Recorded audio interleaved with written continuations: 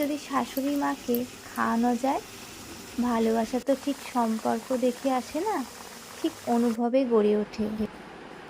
আজ শাশুড়ি মায়ের জন্য নিজের হাতে একটু রান্না করলাম, মনটা ভরে গেল তার হাসিতে।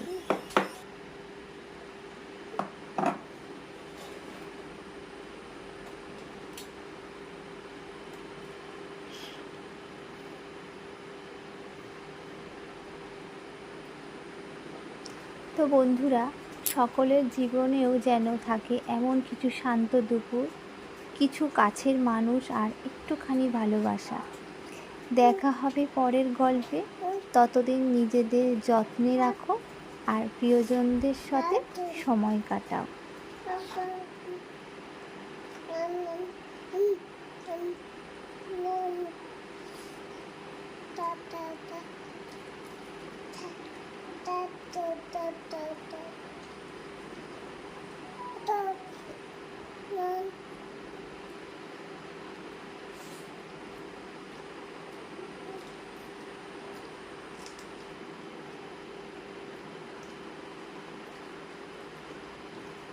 পটল পোস্তটা মা খেয়ে বলবেন কেমন হয়েছে।